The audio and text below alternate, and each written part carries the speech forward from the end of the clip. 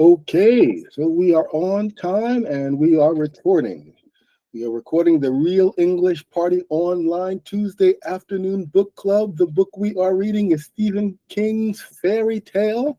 Of If you are watching this for the first time, please do go back to the web on the website. You can scroll down and or scroll up and view the previous events where you can actually catch up on the story, because I will not be reviewing from the very beginning. At this point, we're too far along.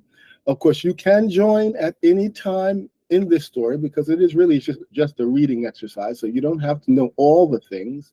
And I'm happy to explain what has happened so far if you in the future you choose to join this event.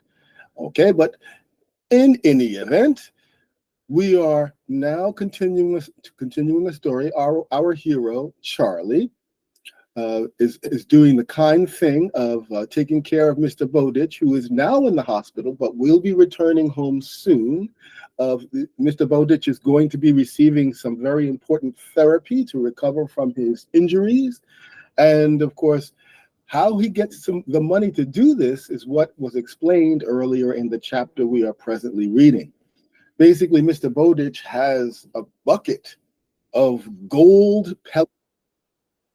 Why he has this bucket of gold pellets remains a mystery, but he tells Charlie the secret that he has this bucket of gold pellets because he needs Charlie to take some of these gold pellets to someone who can exchange them for the cash he will need to pay for his therapy. It was also revealed that Mr. Bowditch intends to pay Charlie for his taking care of him while he is recovering, and so that's another part of the story. I guess as we are right now, we've got. I think where we were left is that Charlie has taken the appropriate amount of gold out of the bucket of gold, and he's now going to take it to the person who will exchange it for cash. A potentially dangerous situation because this person does not seem to be on the right side of the law, or perhaps he's not. But in any event, that's where we are now. So let us continue on with the story, part 5 of the chapter, and yeah, off we go. Stantonville's downtown was a single street of cheesy shops, a couple of bars, and the kind of diner that serves breakfast all day long with a bottomless cup of bad coffee.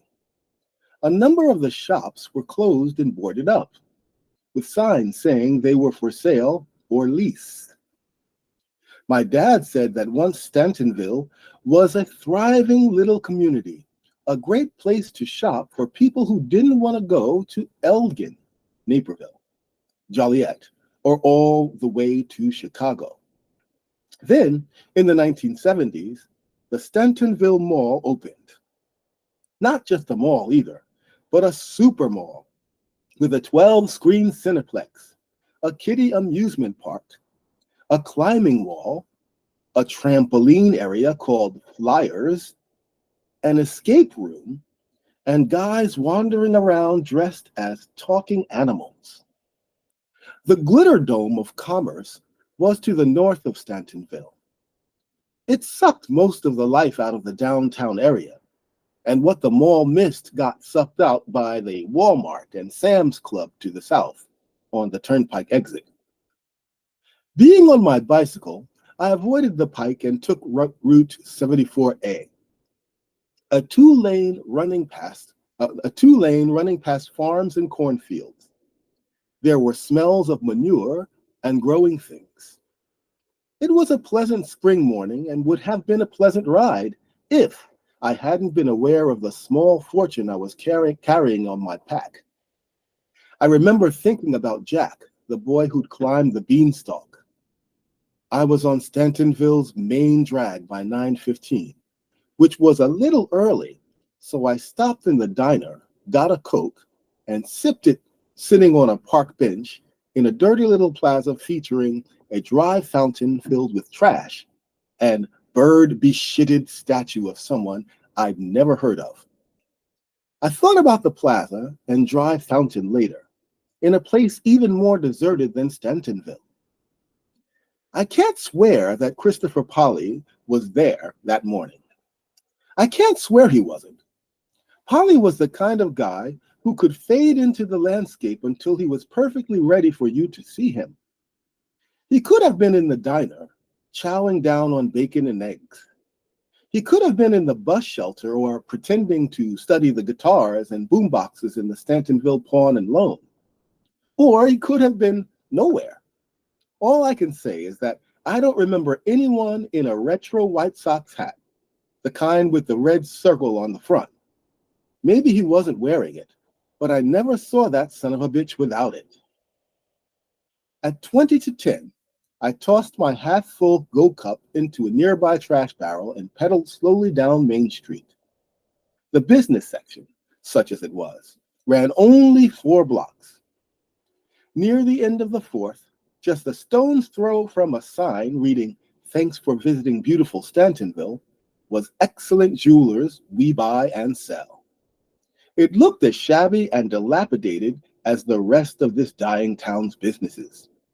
There was nothing in the dusty show window. The sign hanging in the door from a little plastic cup said closed. Okay, so let's stop there for a moment. So, of course, now Charlie is bicycling into the town where he will be exchanging the gold for some cash. He seems to bring up Christopher Polly, and I'm not sure who Christopher Polly is. He's someone who wears a baseball cap. I'm not sure why he's brought that up, but apparently that's going to come up later. This Christopher Polly will come into the story. Why he's talking about him now, I don't understand. But there were 1 or 2 phrases that I wanted to point out that you might not know, or if you did know them, it would be useful for you to add to your vocabulary. This phrase here you may not be familiar with, but you can probably guess. He says, near the end of the 4th, which is the 4th Avenue or the 4th place, just a stone's throw from a sign reading, "Thanks for visiting beautiful Stantonville." Just a stone's throw. So what does that mean, a stone's throw? Right? He might be able to guess that is some kind of distance, but what distance is it? Well, one hint, which might give you some context, is he says, just a stone's throw. And usually when we say just and then a distance, it usually is to say that it's less distance than you would expect, right? So just a stone's throw is probably a short distance. In fact, what it means is it may not be right next to, but certainly near, no further than you could throw a heavy stone, right? And of course, we're not thinking about a small stone, but like a big stone. If you had a big stone and you had to throw it, how far could you throw it? Well, it's no further than that away from this sign. So that's a useful phrase.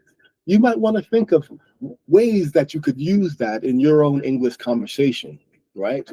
Well, what is just a stone's throw from you right now? Right? For example, I could say that my smartphone is just a stone's throw from me.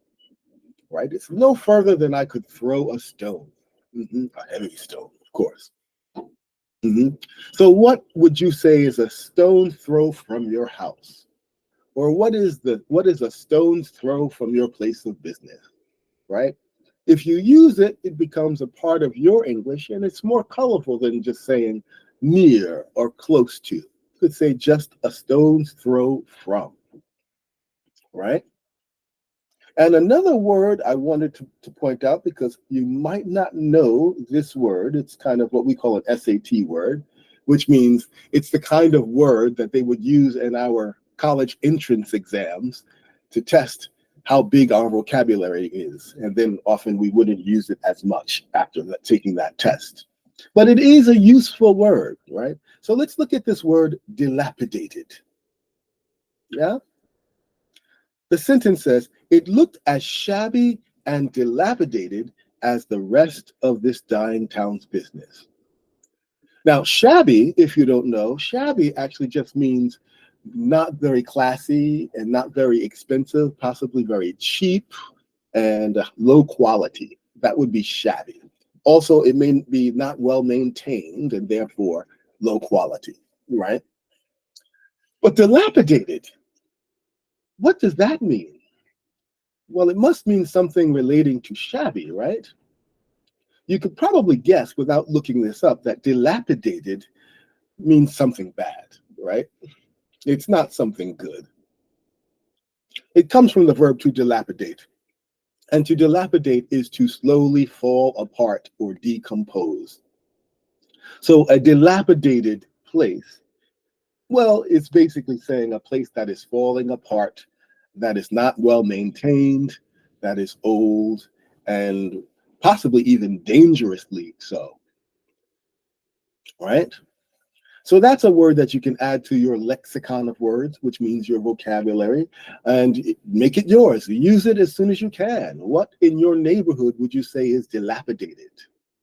If you live where I live in Japan, there are very few things that are dilapidated in most of the suburban or urban areas. But if you go to the countryside, you might find old abandoned houses that are falling apart. We would call them dilapidated. Mhm. Or maybe you might see a car that hasn't been driven for over 10 years and you're quite sure it doesn't work anymore. It's rusty. It looks like the wheels coming off. You could even say the car is dilapidated.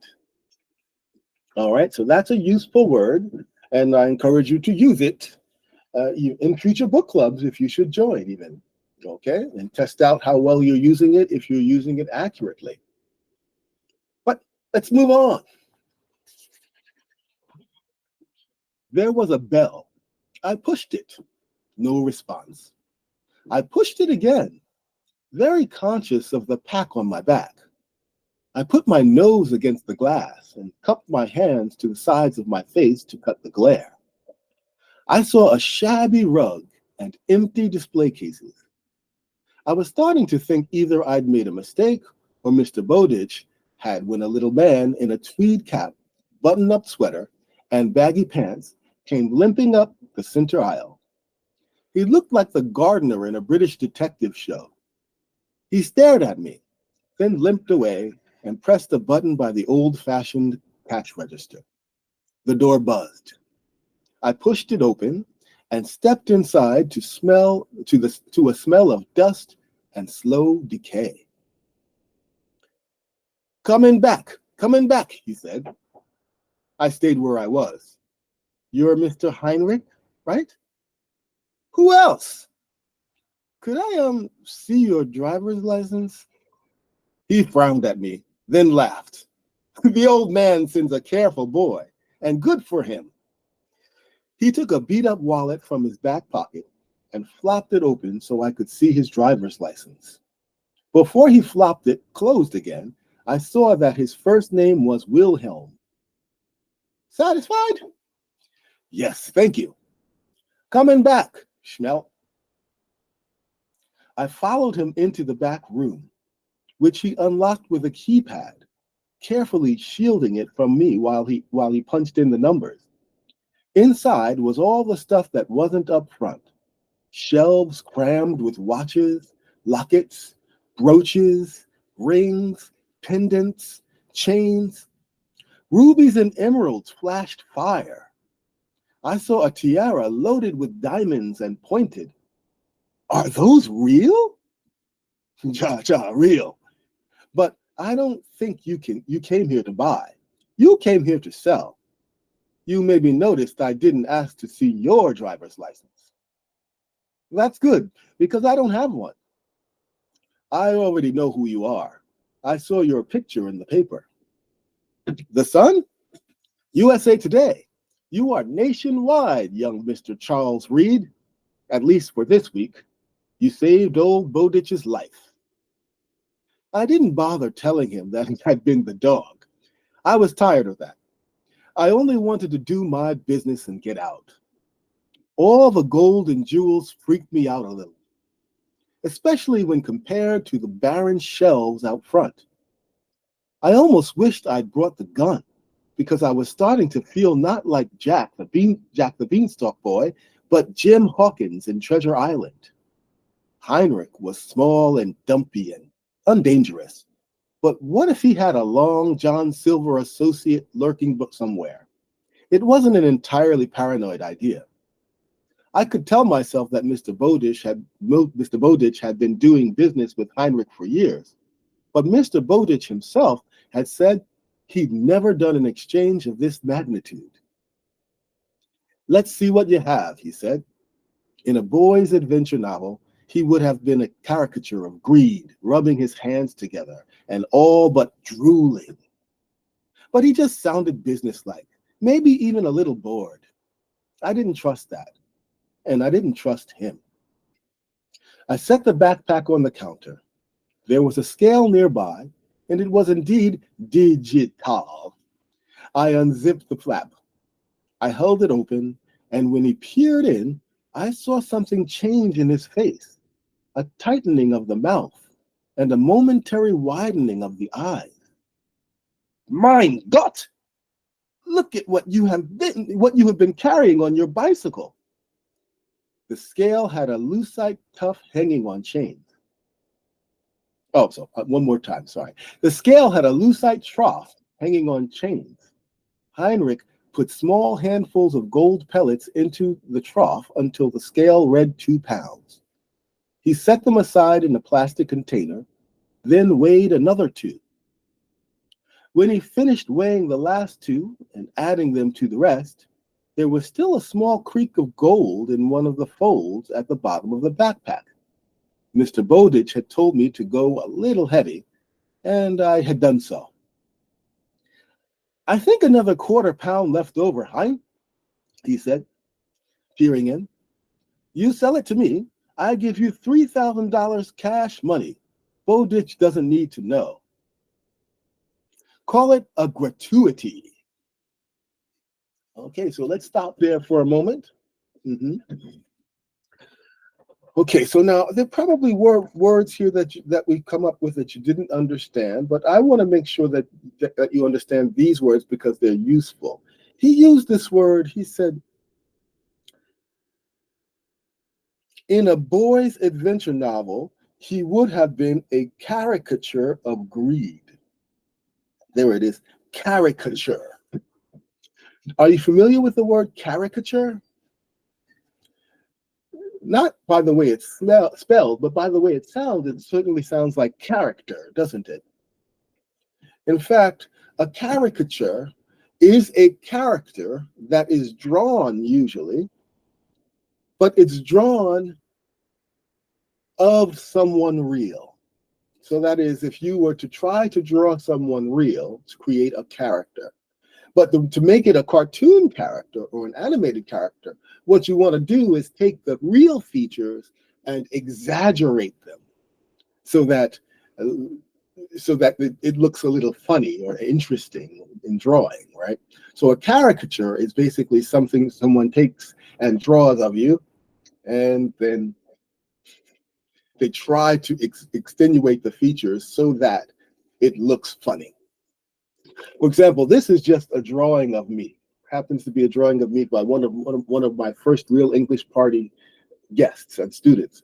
And this was drawn quite a while ago when I had more hair, obviously. But this isn't a caricature because this is her best attempt at capturing my real features. And at that time, I really did look quite like that. So that's not a caricature. But if she had made the nose much, much bigger and the lips much, much bigger, or the gap between my teeth, if she made the gap between my teeth this wide, then it would be a caricature. In that way, it would be funny, right? So that's what a caricature is. So when he says, in a child's novel, he would have been a caricature of greed, what he's basically saying is he would be a character that has been drawn, but that exaggerates how greedy he is, such that he would be rubbing his hands together and all but drooling because he can't wait to get his hand on the gold, right? That's what he expected, or that's what he would expect to be in a novel that's written for children, right? But in fact, he was not this way. He was not a caricature of greed. He was, in fact, a very normal person, and he was not really all that excited or caring much about this transaction, right? Okay, so now, hopefully you can understand what we mean by caricature. That might be a difficult one to use, but oftentimes you might hear people say something like, oh, he's become a caricature of himself.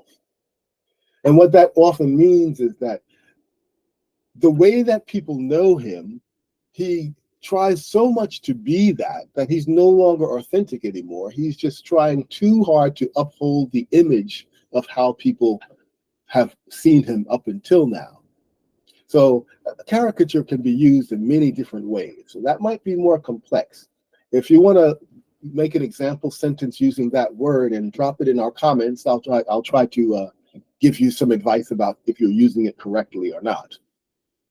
Otherwise, you could also join the next event and we can discuss it then and there. But I think there was maybe one other word. I want you to not get so excited or upset when you see words like mein Gott or Hein, right? This is a character who clearly is German. So he's using German words. So you don't need to know what those words mean. It's just that this person is probably originally from Germany. So he peppers his speech with German words quite a bit. From my limited knowledge of German, I would imagine that mein Gott is German for my God, right? My God or my goodness, right? That's a term of shock or surprise, right? And I think another quarter pound left over. Hein? I guess Hein is sort of like when we say, huh? Or right? So that probably is what Hein means, but it's okay if you don't know because we're not meant to know German. In fact, we might just be learning a little German from reading this today. So those are the two things I wanted to point out. There might have been one or two other words that we could have looked at, but I really want to get through this. And since this is a recording, you can stop this at any time. So we're going to move a little faster, right? So here we go. Oh, that's right. That's what I wanted to get to. Yeah, he said, Bowditch doesn't need to know. Call it a gratuity. This word gratuity is a useful word, right? What is a gratuity? Well, you might, if you're good with words, you might catch in that word gratuity the root that's the same root as grateful, right? Which means that you feel thankful about something, right? In fact, a gratuity is something that you give just to say thank you, right? So it's not something that you give because you want something back. It's something that you give because you are thankful. In many cases, when you go to America, you might discover that they don't call a tip a tip. If you go to a fancy restaurant, they would not refer to the money that you leave that's extra. They wouldn't call it a tip. They would call it a gratuity, which means that's something that you are giving to say that you are grateful. It's just a higher level word for a tip or a little extra. In Japanese English, they often use this word service. They say it's a service, it's service. Actually, that's not how we use the word service normally, but we would say it's a gratuity, or we might say it's complimentary. So that's a word you can add to your lexicon, put it in your notebook if you didn't know it. And now we are moving on.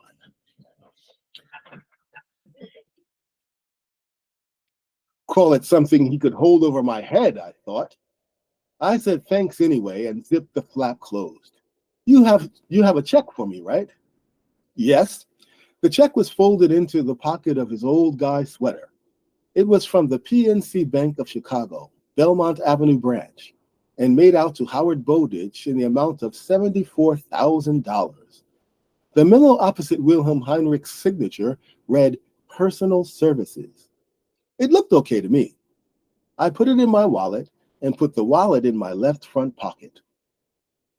He is a stubborn old man who refuses to move with the times, Heinrich said. Often in the past, when we have dealt with much smaller amounts, I've given him cash. On 2 occasions, checks, I told him. Have you? Oh, no, I'm sorry. On 2 occasions, checks. I told him, have you not heard of electronic deposit? And do you know what he said? I shook my head, but I could guess. He said, I haven't heard of it and don't want to hear of it. And now, for the first time, he sends me a Zwischengechen, an emissary, because he has had an accident. I would have said he had no choice in the world, but I'm going to repeat that again. I would have said he had no one in the world he could trust with such an errand.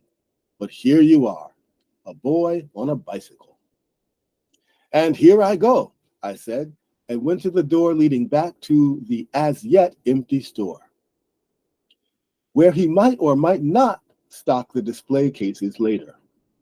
I half expected the door to be locked, but it wasn't. I felt better once I was back where I could see daylight. Even so, the smell of elderly dust was unpleasant, crypt-like. Does he even know what a computer is? Heinrich asked, following me and shutting the door to the back room behind him. I'm betting not. I had no plans to be drawn into a discussion of what Mr. Bowditch did or didn't know, and just said it was nice to meet him, which wasn't true. I was relieved to see that no one had stolen my bike. Leaving my house that morning, I'd been too preoccupied with other things to remember my bike lock. Heinrich took me by the elbow. I turned and now saw the inner Long John Silver after all. He only needed a parrot on his shoulder to make the picture complete. According to Silver, his parrot had been as much wicked had seen as According to Silver, his parrot had seen as much wickedness as the devil himself. I guessed Wilhelm Heinrich had seen his share of wickedness. But you have to remember that I was 17 and waist deep in matters I didn't understand. In other words, I was scared to death. How much gold does he have? Heinrich said in a low, guttural voice. His occasional use of German words and phrases had felt like an affectation to me. But just then, he really did sound German, and not a nice German. Tell me how much he has and where he gets it. I'll make it worth your while. I'll be going now, I said, and did. Was Christopher Polly watching as I mounted my bike and rode away with the remaining gold pellets in my backpack? I wouldn't know, because I was looking back over my shoulder at Heinrich's pale, pudgy face suspended above the closed sign in his dusty shop door. Maybe it was my imagination. Probably it was, but I thought I could still see the greed on his face. Furthermore, I understood it. I remembered plunging my hands into that bucket and letting the pellets run through my fingers. Not just greed, but gold greed, like a pirate story. Okay, so it looks like there might be some foreshadowing going on here. This one was hard to follow. I'm not going to point out words here. We're just going to go back and just try to review what happened here, because the reading was complex. The sentences were long, and so it might have been hard to follow what was the subject and who was talking some of the time. Basically, Heinrich is while exchanging the gold for cash, is talking about a conversation he had with Mr. Bowditch, where he was asking Mr. Bowditch, have you ever heard of a computer? Basically, because he said he wanted Mr. Bowditch to do more modern things and have more modern transactions, because he would always come and he would always receive his money in cash. And he was surprised, since Mr. Bowditch didn't want to do anything to have any third parties involved, any technology involved. So he was shocked that he would have a friend, a boy no less, to come to be a third party to his exchange or to his transaction. So that's what he was talking about. He was referring to a conversation that he had with Mr. Bowditch in the past. And of course, Charlie, I think wisely, didn't really want to have a conversation with him. He just wanted to take the cash and go. It's a lot of money to hold in his hand, or it's really just a check, so it's okay now. But he just wanted to get out of there. He didn't trust Mr. Wilhelm or Heinrich. And of course, he says that he thought that Mr. Heinrich was adding German words into his language as a sort of affectation. Now, I don't remember exactly. Oh, yeah, that was right here, affectation, right? He said his occasional use of German words and phrases had felt like an affectation to me. So an affectation in this case is something that you do to decorate your person or your character, to show people something intentionally. So affectation is often not something real, right? So for example, when women put on makeup, a lot of times they are covering up their blemishes or their imperfections. They're overemphasizing the good things about their face. This is all affectation, something you do to appear to be better than you actually are in front of other people. So in this case, he kind of felt like his usage of German words was affectation, as if to say that he suspected he wasn't really German. But when Mr. Heinrich was speaking to him very frankly about where Mr. Bowditch was getting all of his gold from, then he really did sound like a German person. German, and not in the sense of just someone from Germany, but maybe someone from Nazi Germany, a fascist, evil kind of person, as he was imagining Mr. Heinrich might be. And of course, he was able to get out of there right away. And again, talking about Christopher Polly. He mentions Christopher Polly at the end, and I'm not sure why he's mentioning Christopher Polly. I wonder if Christopher Polly was the reporter. I don't remember that was his name, but the reporter, he did talk to a reporter and gave his story to him, and it was that reporter, that story which went so viral that everyone in all the newspapers across the country knew his story. But I'm not sure if his name was Christopher Polly. So who is Christopher Polly? He's sort of hinting at it. He's teasing us with this name and with this person, and how he somehow must be a part of this part of the story, even though we don't know about it until later, right? But he was able to get out of there, and as he left and he saw Heinrich's face, he could see the greed in his face, and more importantly, he understood what it felt like. So also, he has also felt that greed when looking at all of that gold. So here we can see the beginnings of the possibility of greed being a big part of this story. And he ends with this part with like a pirate story, right? So that's basically what happened there. Hopefully you can understand that. So he's asking, Mr. Heinrich wanted to know how much gold he has and where he was getting it from. And he actually wanted to bribe Charlie into giving him more information about Mr. Bowditch and his gold. Bribe means to give him some money.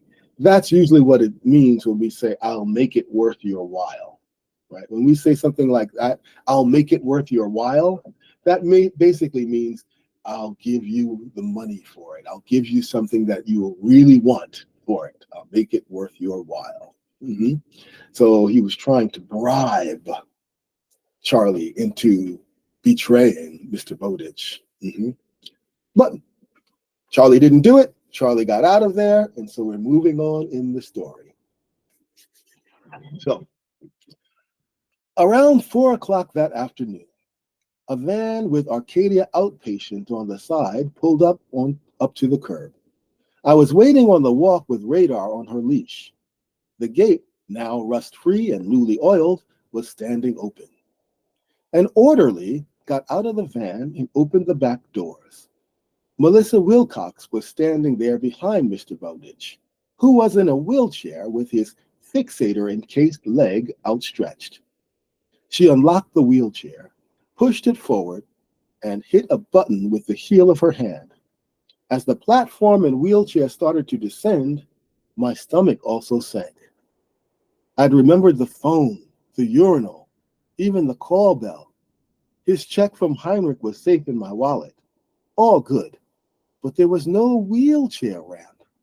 Not in the front, not in the back. I felt like an idiot. But at last, I didn't have to feel that way for long. I had Radar to distract me. She saw Mr. Bowditch and launched herself at him. No sign of arthritis in her hips just then. I managed to snub the leash in time to keep her from getting her paws squashed by the descending lift. But I felt the shock go all the way up my arm. Yark! Yark! Yark! These weren't the big dog roars that had so frightened Andy back in the day, but cries so plaintive and human that they wrung my heart. You're back, those Yarks said. Thank God. I thought you were gone forever. Mr. Bowditch held out his arms to her, and she jumped up, paws on his outstretched leg. He winced, then laughed, and cradled her head. Yes, girl, he crooned. It was hard for me to believe he could make a sound like that, even when I was hearing it. But he did. That grouchy old man crooned. There were tears in his eyes. Radar was making little sounds of happiness, her big old tail swishing back and forth. Yes, girl. Yes, I missed you too. Now get down. You're killing me. Radar dropped back onto all fours and walked beside the wheelchair as Melissa rolled it up the walk, bumping and yawning. Bumping and yawing. No ramp, I said. Sorry, I can build one. I'll look up how to do it on the net. Everything's on the net. I was babbling and couldn't seem to stop. I think everything else is more or less ready. We'll hire someone to put in a ramp, so quit fussing. Mr. Bowditch interrupted. You don't need to do everything. One of the perks of being this word I do not know. One more time. One of the perks of being an amanuensis is delegating tasks. And there's no hurry. I don't go out much, as you know. Did you take care of that business matter? Yes, this morning. Good. Melissa said, you two should be able to lift that chair up the steps, strong guys like you. What do you think, Herbie? No problem, the orderly said. Right, chum? I said sure and took one side. Radar scrambled halfway up the steps, paused once when her back legs betrayed her, then got it back in gear and made it the rest of the way. She looked down at us, tail thumping. And someone should fix the path. If he's going to use it, Melissa said, it's worse than the dirt road I grew up on back in Tennessee. Ready, hoss? Herbie asked. Ready, hoss? Herbie asked. We lifted the wheelchair up to the porch. I fumbled through Mr. Bowditch's keys and finally found the one that opened the front door. Hey, the orderly said, didn't I see your picture in the paper? I sighed. Probably, me and Radar, out there by the gate. No, last year. You scored the winning touchdown in the Turkey Bowl, 5 seconds before the clock ran out. He raised one hand over his head, holding an invisible football, as I had done in the photo.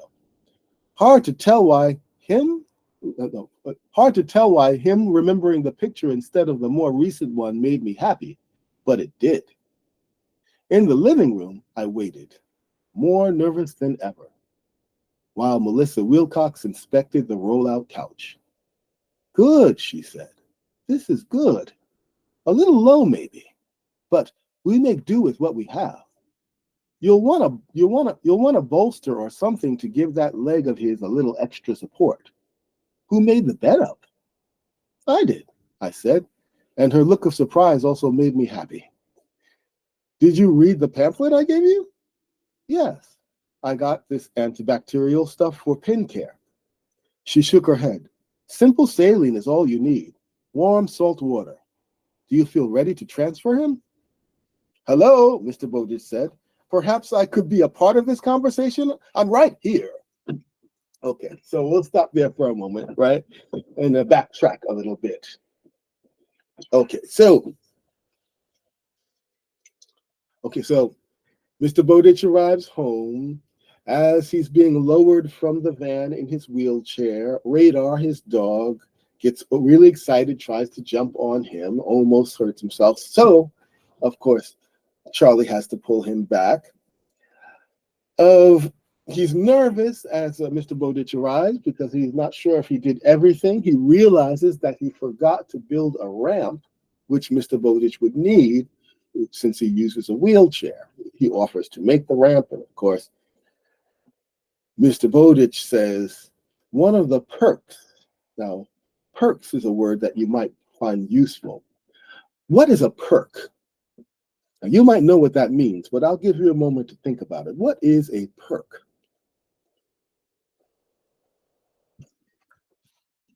Could you guess that meaning from the context? He said, one of the perks of being in an amanuensis is delegating tasks, right? What are perks? Well, if you guess that it's something good, you are correct. A perk is something good about your job, something that's not really necessarily a part of your job, but it's a good thing that comes along with doing a job or having a job. For example, we might say one of the perks of being an international businessman is being able to travel around the world, right? That might be one of the perks of being an international businessman. For me, one of the perks of being an English coach is meeting and getting to know more and more people better and better. Or one of the perks of being a kindergarten teacher is, well, having lots of fun, being allowed to be a child for a few hours, yeah? So a perk is just something good that comes along with your job. But then if a perk is something that good that goes along with your job, then I guess being an amanuensis,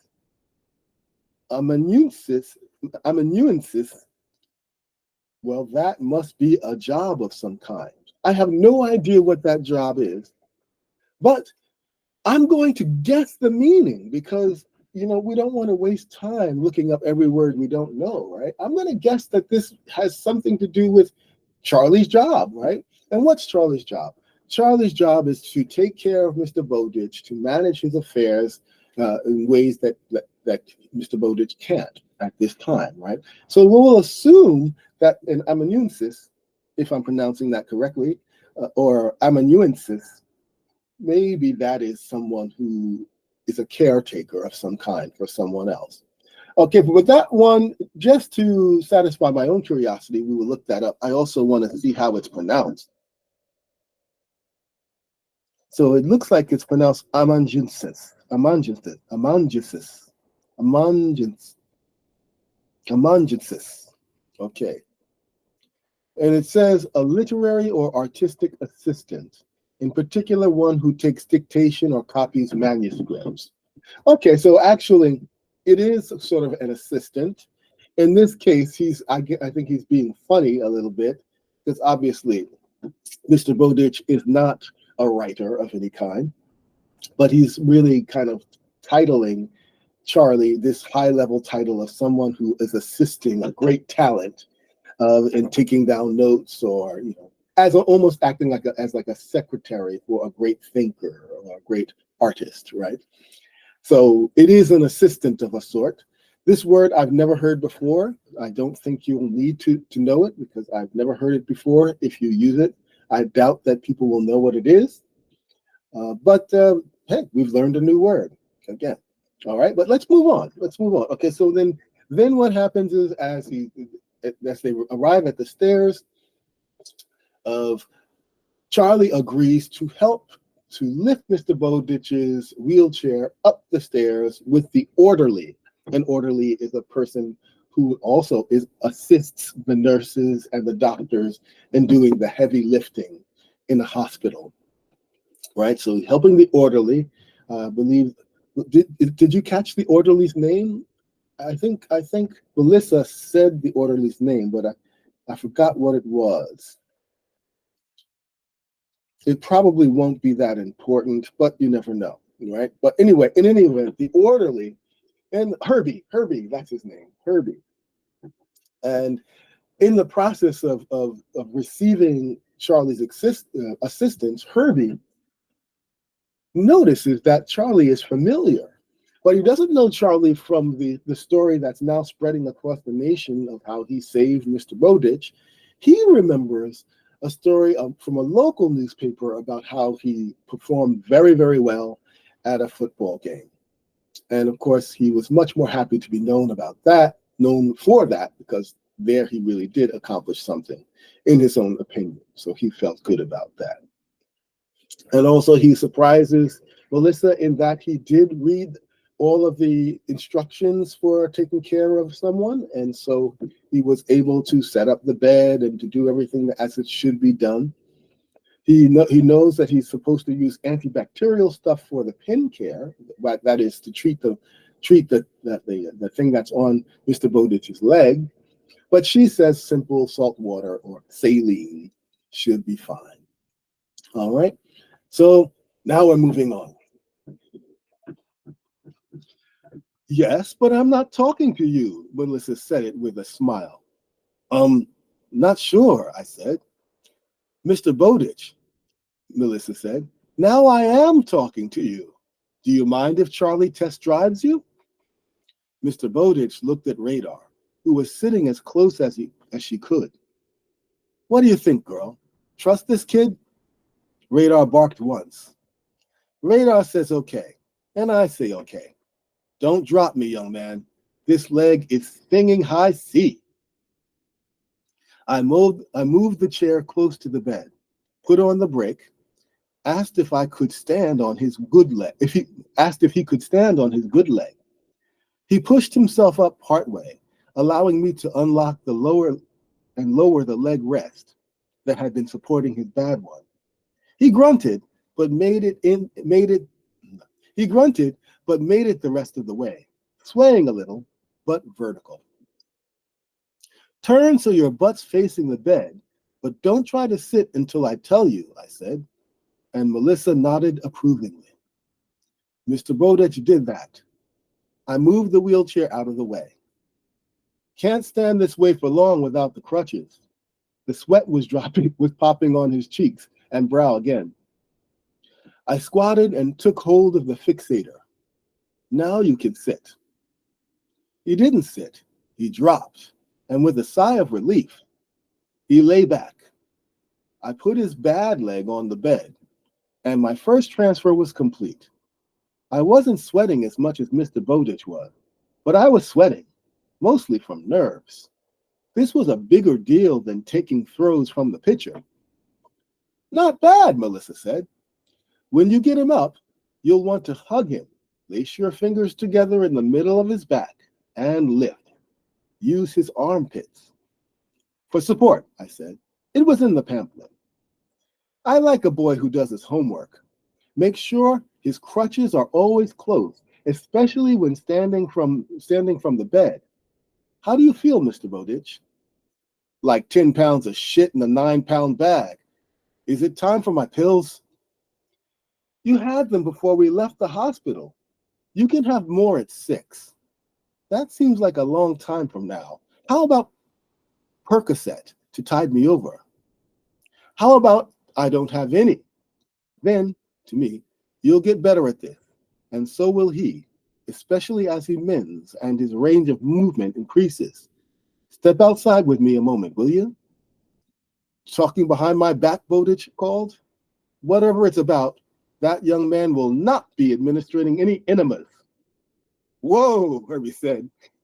He was bent over, hands on his knees, examining the television. That is the oldest idiot box I've ever seen, partner. Does it work? Okay. All right, so now we've gotten to the end of part 6 there. Bowditch has successfully returned home. There really are no phrases I could really... Well, this is an interesting phrase. If we go back It says, "Don't drop me, young man. This leg is singing high C." Singing high C. I have no idea what that means, but I can imagine that high C is a very, very high note, right? It's a high note that we can sing. And it's been said that if people can sing it perfectly at the perfect pitch and perfect strength, that it's strong enough to break the glass, right? So we could think of this high C as something that's sort of like, well, a strong glass breaking pain, right? Maybe you could say that his leg is in pain so much that it feels like it itself is singing in a way that could break glass. So it must be some kind of pain. That's what I would guess about that, even though I don't fully know for sure. Okay, so, oh, by the way, I just saw one of the biggest hornets outside on my veranda. So I'm just looking out there to see if it's gone away. Okay, but okay. So I think that was really, there were other things we could have looked at, but maybe that's the only thing we'll look at for now because we have just 10 minutes. And I hope that that 10 minutes will be just enough to get to the end of the next part. All right. There was a lot of native idiom in this chapter, in this section, but for now, I think we'll leave it be, except for the oldest idiot box right there. You can see that phrase. I haven't heard that phrase used in a long time, but that is how we used to refer to, as you probably guessed, the television, right? The television was once called the idiot box. Back when the television was a box, it's now more of a flat screen, so probably young people wouldn't understand why we would say that. But it used to be called the idiot box. You can probably guess why. If you know what an idiot is, then you probably could guess why a television was called an idiot box back a long time ago. But let's move on. The late day sun was brilliant, and there was some warmth to it, which felt wonderful after a long winter and a cold spring. Melissa led me down the outpatient van, leaned in, and unlocked the wide center console. She brought out a plastic bag and set it on the seat. Crutches are in back. Here's his drugs, plus 2 tubes of arnica gel. There's a sheet in here with the exact dosages, okay? She took the bottles out and showed them to me one by one. These are antibiotics. These are vitamins, 4 different kinds. This one's a prescription for Lynparza.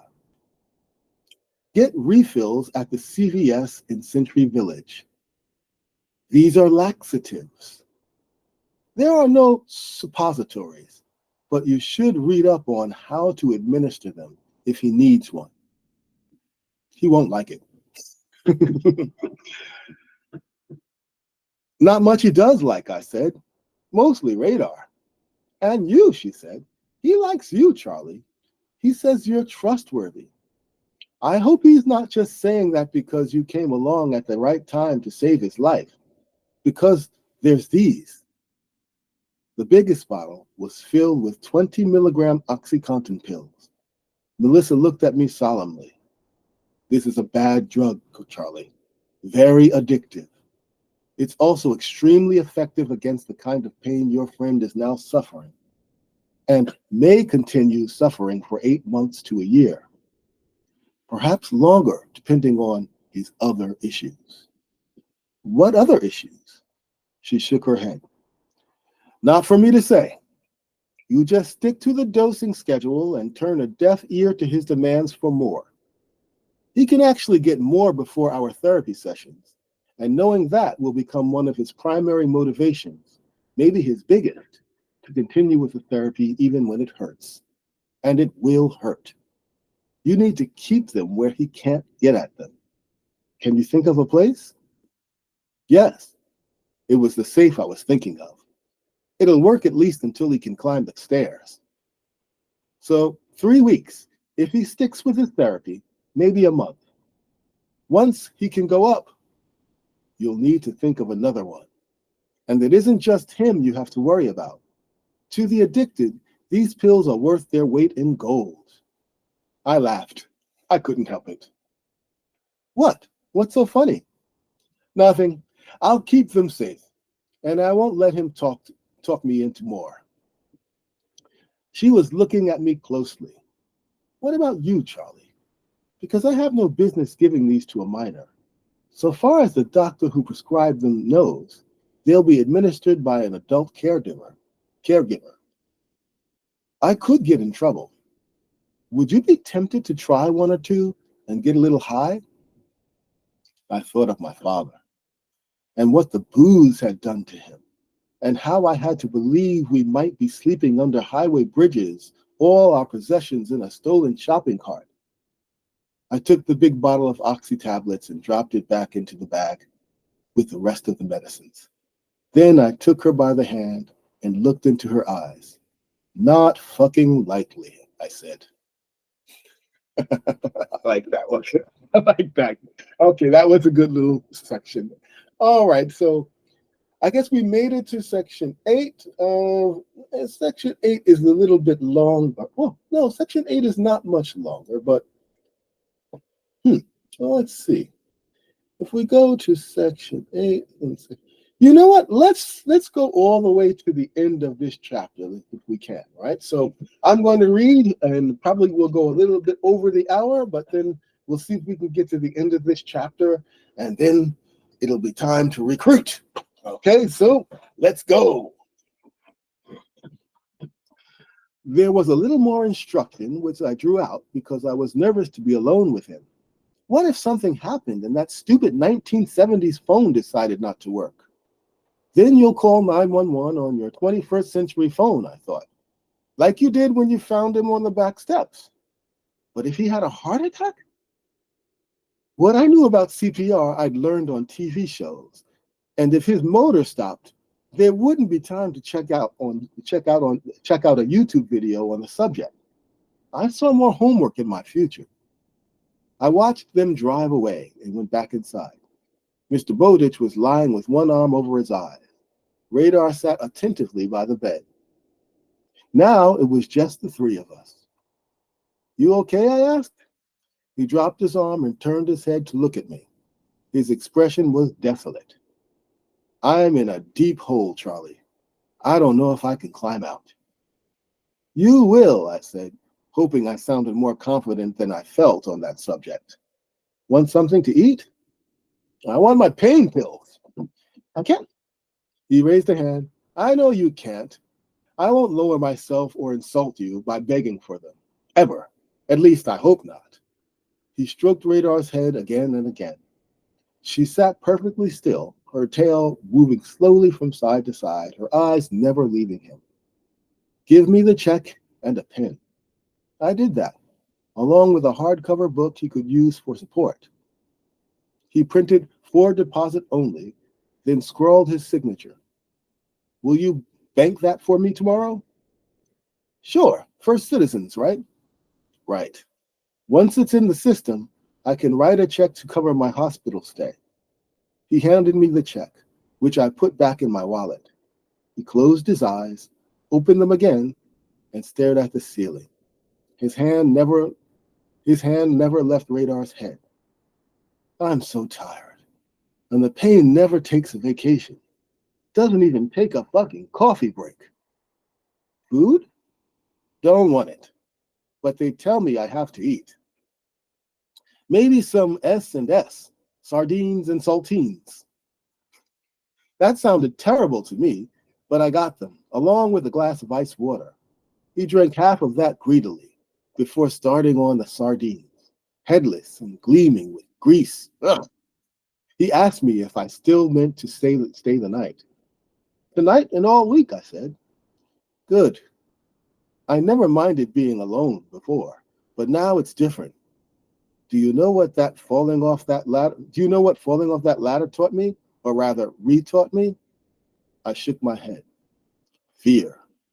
I am an old man, and I'm broken. He said this without self-pity, but as a man states a fact. I think you should go home long enough to reassure your father that all is well so far, don't you? Perhaps have a bite of supper. Then you come back and feed Radar and give me my goddamn pills. They said I would become addicted, and it hasn't taken long to prove them right. That sounds like a plan, I paused. Mr. Bowditch, Howard, uh, I'd like to bring my dad up to meet you. I know you're not exactly a people person, even when you aren't busted up, but I understand. He wants to reassure himself, which is perfectly reasonable, but not tonight, Charlie. Not tomorrow. Wednesday, perhaps. By then, I might feel a little better.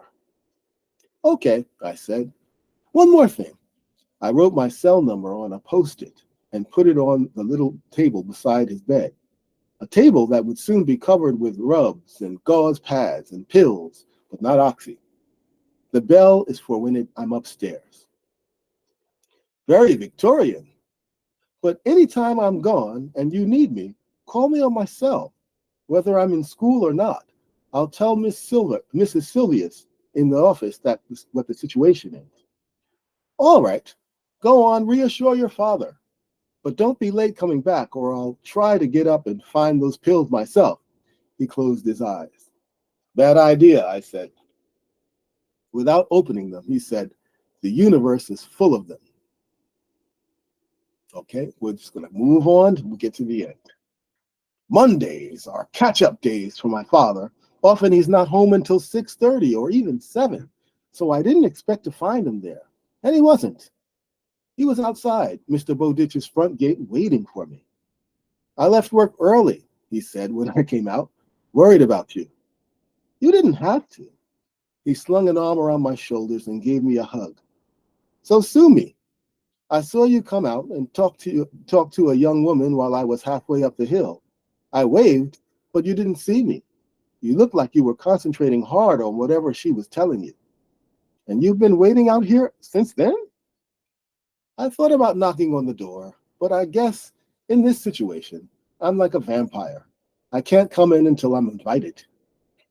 Wednesday, I said. I talked to him about it. Sounds good. In the evening? Maybe around 7. He gets his pain pills at 6. We started walking down the hill. His arm was still around my shoulders. I didn't mind. I told him I didn't want to leave Mr. Bowditch alone for long, so I couldn't stay for supper. I said I'd put together a few things. My toothbrush came to mind, and find something to eat in his pantry. Not sardines. You don't need to do that, Dad said. I bought subs from Jersey Mike's. Take it back with you. Great. How is he? In a lot of pain. I hope the pills he takes will help him sleep. He gets more at midnight. Oxys? Yes. Keep them safe. Don't let him know where they are. This was advice I had already had, but at least Dad didn't ask if I might be tempted to try one myself. At home, I stuffed a couple of days' worth of clothes in my backpack, along with my Nighthawk portable hotspot. My phone was good, but the Nighthawk provided kick-ass Wi-Fi. I added my toothbrush and the razor I'd started using 2 years before. Some guys at school were sporting stubble that year. It was a thing. But I like a clean face. I did it fast, knowing I could come back tomorrow for anything I forgot. I was also thinking of Mr. Bowditch alone in his big old leaky house with only his elderly dog for company. When I was ready to go, my father gave me another hug, then held me by the shoulders. Look at you, taking on serious responsibility. I'm proud of you, Charlie. I wish your mother could see you. She'd be proud too. I'm kind of scared. He nodded. I'd be worried if you weren't. Just remember that if anything happens, you can call me. I will. You know, I was looking forward to you going to college. Now, not so much. This house is going to feel empty without you. I'm just a quarter mile up the street, Dad. But there was a lump in my throat. I know, I know. Go on and get out of here. Go on and get out of here, Chip. Do your job. He swallowed. Something clicked in his throat. Do it well. Yeah. Oh, I could feel the emotion in that one. Okay. All right. Woo. Okay. So that I'm not going to go over that part. Basically, Mr. Bowditch is now safely installed in his house. He's going to meet Charlie's dad on Wednesday. Charlie has left his phone number with Mr. Bowditch, so Mr. Bowditch can call him anytime. But Charlie will be staying over at Mr. Bowditch's house every night, at least for the first week. And so we are off and running in this story. Were there other words at the end there that you might want to ask a question about or two? Maybe some phrases that you couldn't quite understand? Now, if it didn't stop you from understanding the overall story, then you don't really have to worry about it. But if you find that there are major parts of this story that you don't understand because of a word or a phrase that you couldn't catch, that's what you need to discuss this for, right? That's why it's important for you to attend the book club and actually be able to discuss what we're reading and actually talk about the words and phrases, as well as share our thoughts on the story. All right, so we have reached the end of this chapter. Next, we will be starting chapter 7, Lucky chapter 7. And hopefully by then, there will be more attendees. If not, then I do this alone and I'm happy to do it. In the meantime, if not in this way, do find some way to take part in the Real English Party of Life. It is out there, and it's out there for you to join. If you do not, it will not come to you. Yeah? All right, so we'll see you next time. Oh, yeah, also, we have a book club tonight at 8 p.m. Feel free to sign up to join that, but it won't be free. As well, tomorrow night at 8 p.m., you can join that. Also won't be free. You can see the details on our website. This recording should be posting probably by the end of the day on Wednesday. All right. So as you are watching this, stay tuned for the next one. Bye for now.